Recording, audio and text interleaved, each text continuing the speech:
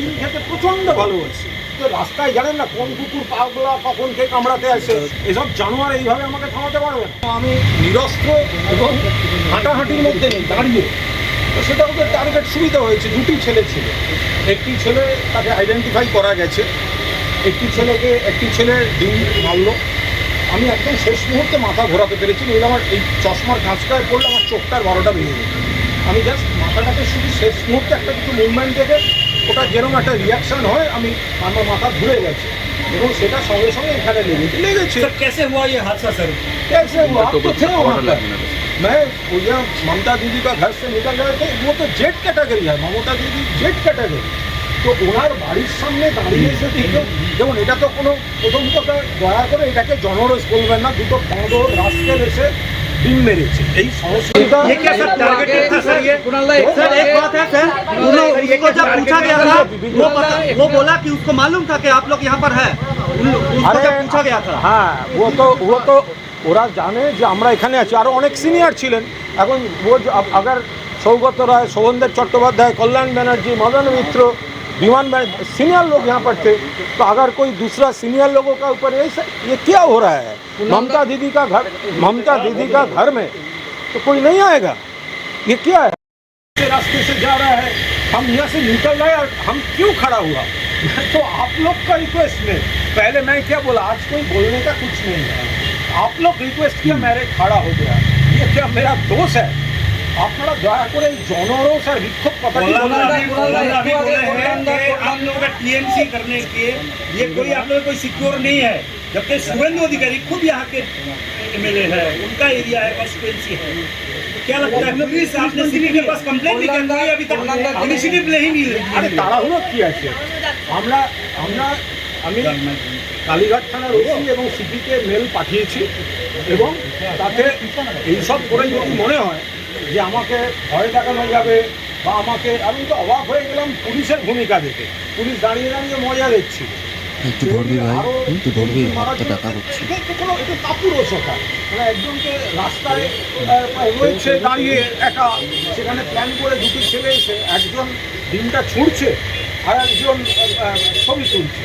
তো এখানে ছবি कौन किया है सर? क्या लगता है? একটু আগে এখানে বলে গেছেন आपके मेरा रिलेटिव है तो कौन मैं कैसे कल्याण अभी बोले कि बीजेपी के শুভেন্দু অধিকারী তার প্ররোচনাতেই এগুলো হচ্ছে।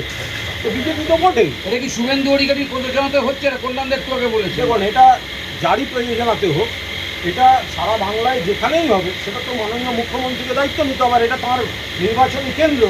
তাহলে মুখ্যমন্ত্রীর কেন্দ্রে প্রাক্তন মুখ্যমন্ত্রীর বাড়ি, জেড ক্যাটাগরি যিনি সিকিউরিটি, তাঁর বাড়ি এখনও ছেলেগুলো দাঁড়িয়ে আছে।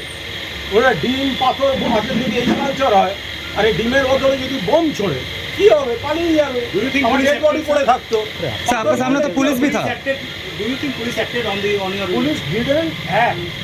পুলিশ দাঁড়িয়ে দাঁড়িয়ে দেখলো, বলছি ওটা দেখুন ওই ছেলেটা করছে।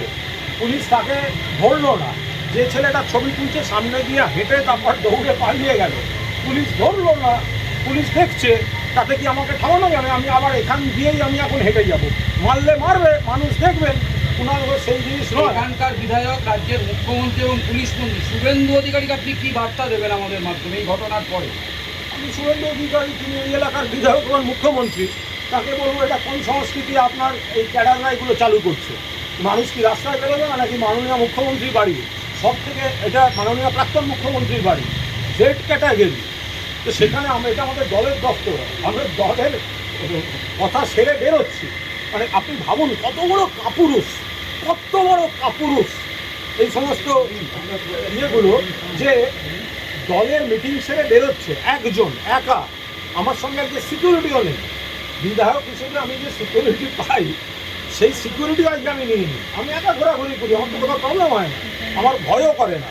এখন যদি আপনি তো রাস্তায় জানেন না কোন কুকুর পাগলা কখন কে কামড়াতে আসে, তো সেইটার জন্য তো রাস্তায় হাঁটা বন্ধ করা যায়। সুতরাং আমি হাঁটি, আপনারাই আমাকে দাঁড় করিয়েছেন। আপনারা কি করে নিশ্চিত হচ্ছেন যে এই ছেলেটি বিজেপির কর্মী? তার অত কৈফিয়ত তো আমি দেবো না। আপনারা দেখুন না, শুধু কর্মী, তারপরে আর কি আছে সেগুলোও বেরোবে। ঠিক আছে, তাহলে আমরা এটা গাড়ি আমার এখানে আনতে হবে না। আমি ওখান দিয়ে হেঁটে যাবো। আমাকে কয়জন মারে, কতখানি মারে? আজকে যদি পাথর মারতো আমার এই চোখটা 12টা বাজতো। কারণ কি আসছিল তো কাঁচের ওপর, আমি শেষ মুহূর্তে মাথাটা ঘোরাতে এখানে লেগেছে। আমি এমনি ডিম খেতে প্রচণ্ড ভালোবাসি, প্রবল ভালোবাসি, ডিমের প্রতি আমার একটা আকর্ষণ আছে। তো এখন আমি অমলেট, টোস্ট, সেদ্ধ আমি ডিম খাই। এখন সেটা নয় কেউ মেরে বীরত্ব দেখাতে গেছে, এসব জানোয়ার এইভাবে আমাকে থামাতে পারবে না। আমাকে রাস্তায় 100 ডিম মারবে, 1000 ডিম মারবে, গায়ে হাত দিয়ে মারবে, আমি কুণাল ঘোষ সেরম আছি, এসব কুকুরের মতো পালাতে হবে। তো সামনে তোমার দাঁড়িয়ে থাকার ওই দূর থেকে ছোঁড়া ছাড়া এসব গিলেরা কোথায় ছিল, তাও তো পালিয়ে গেল।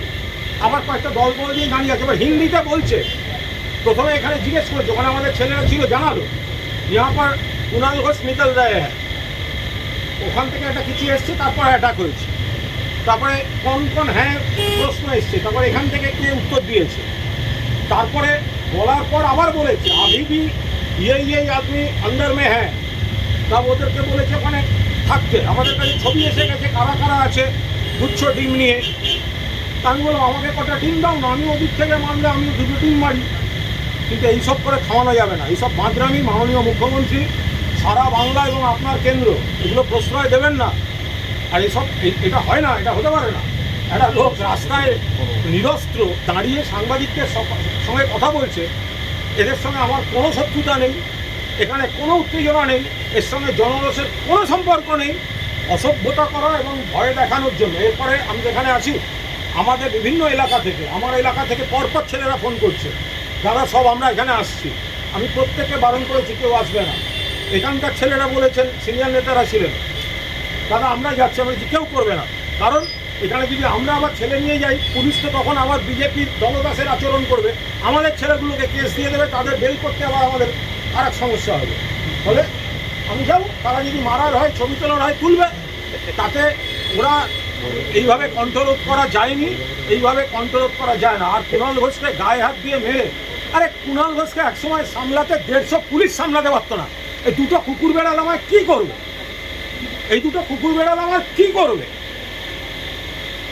আমি ওখান দিয়েই যাব, মারার হলে আপনাদের সামনে মারুক, আপনারা ছবি তুলুন, আমি মার খেতে যাচ্ছি, পাথর মারলে মারুক, বোম মারলে মারুক, ডেড বডি পড়ে থাকবে, কিন্তু আমি ওইখান দিয়েই যাব, তারপর যাও।